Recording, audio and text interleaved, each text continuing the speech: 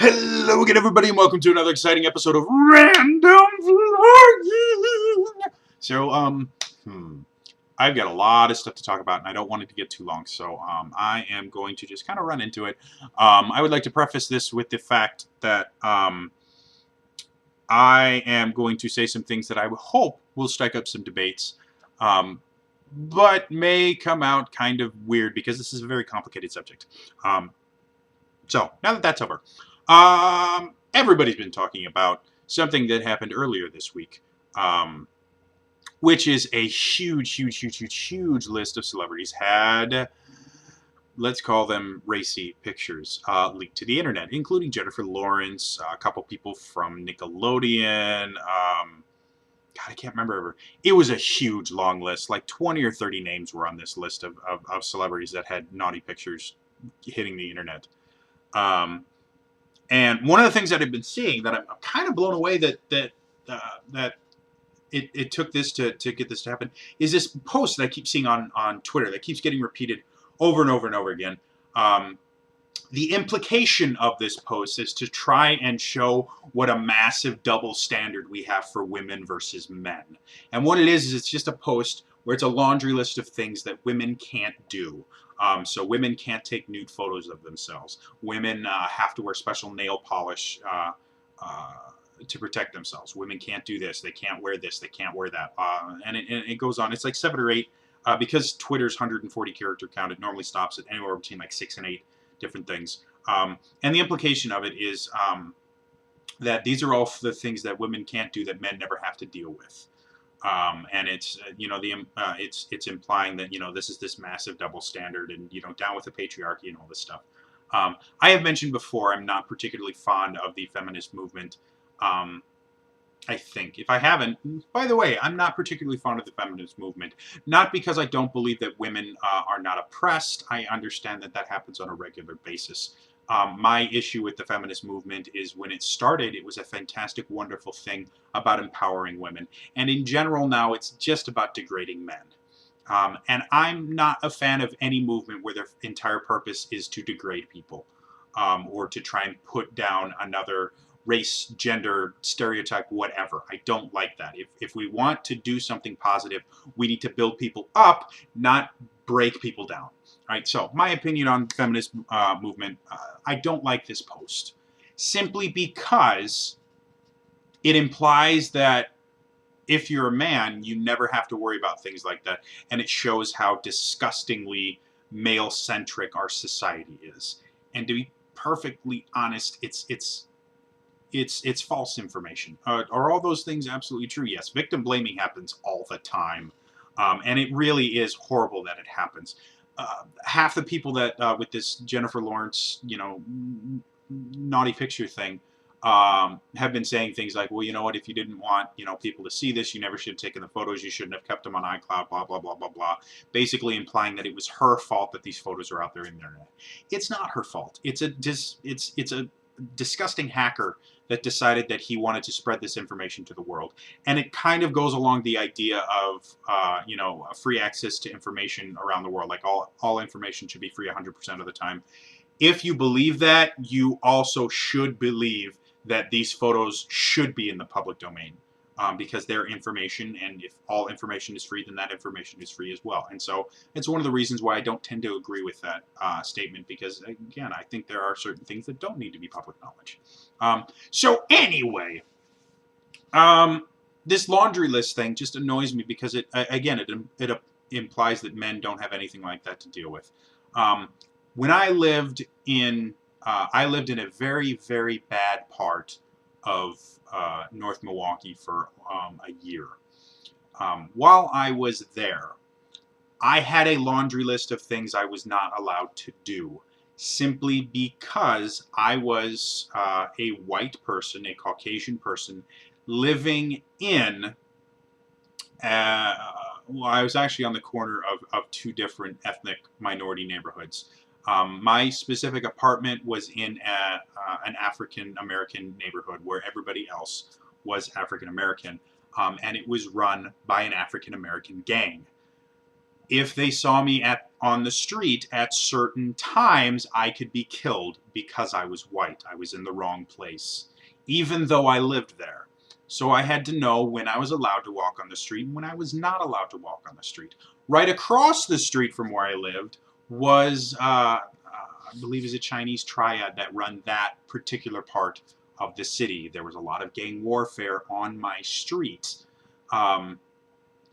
Because of that, if I was on that side of the street at certain times or in certain places, I could be killed because I was white.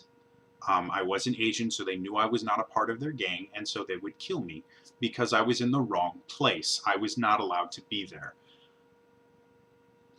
And that's how it was. And there were certain places I was told, I was unfortunately forced to contact the police within the first month I was there to protect someone else. Which, for those of you that don't know, if you live in a neighborhood like that, do not get the reputation of the dude that calls the police, because it will get you killed. This was quite literally a last choice scenario where I really didn't have much of a choice, and if I hadn't done that, someone would have gotten hurt very badly. And so I did, and I lived with the ramifications for the rest of the time I lived there. And they told me flat out, first they asked me why I was there, because again, I was in the wrong neighborhood. I wasn't supposed to live there, but I didn't realize this before I moved there.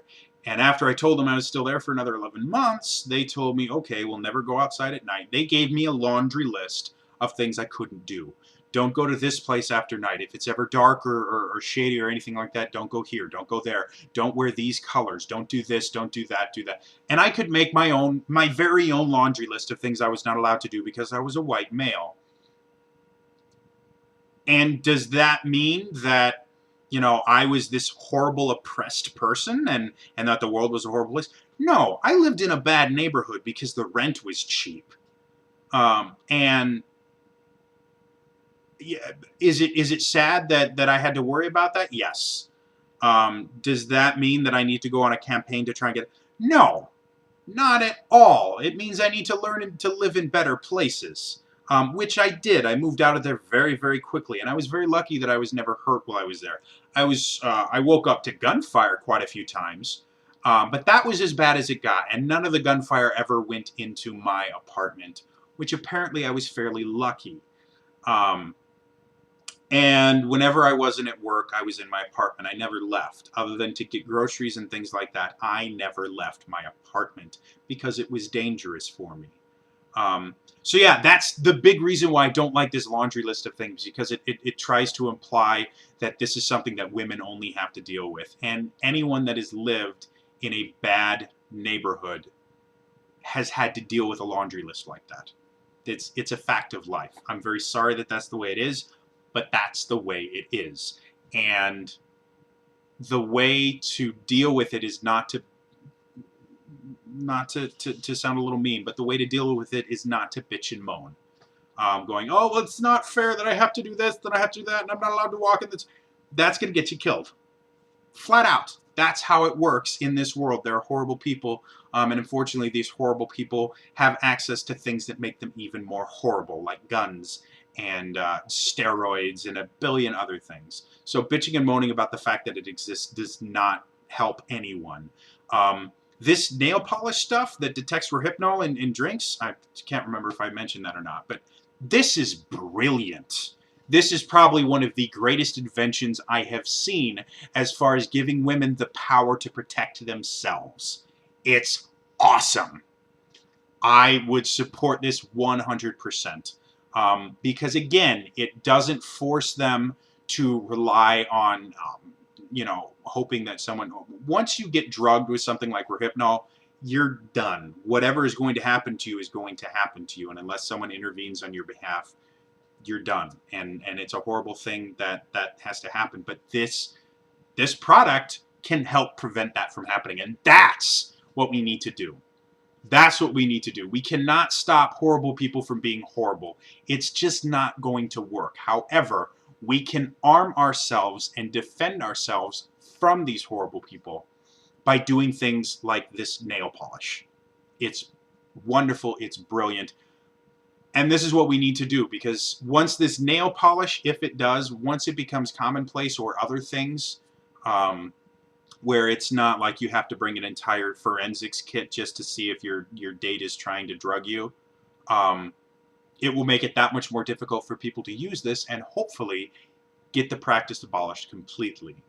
Because they won't be able to do it anymore. What's the payoff if, you know, these Rohypnol tablets that you're paying for, which I have no idea how much they cost, but if they're anything like any other drugs in this country, they're unbelievably expensive. If this really catches on and it's something that just women can wear it, and then the practice will stop because it won't be worth the payoff. It's the same reason why delivery drivers don't carry more than 20 bucks on them. It's because if they do, they will get mugged, because the payoff is worth it. If you're carrying 100 bucks on you and all somebody has to do to get $100 is to point a gun or a knife at you, they're going to do that because it's a very low risk, high reward. 100 bucks for 2 seconds with a gun. And more likely than not, there's not going to be any cops around because they're dealing with other things. That's great. 15 bucks for pointing a gun at somebody, not worth it. The same is going to be true. If you've got like a 90% chance that the date is going to find out, and if they do find out that you did that, there are legal ramifications to drugging someone with Rohypnol. And if they can prove it, you're probably going to go to, bare minimum, you're going to have a very awkward conversation with a police officer. It can turn into things like jail time. So I think that's the way that we need to go. Let's stop bitching and moaning about how unfair the world is. Everything from the 99% rallies to these stupid lists of how horrible women have it.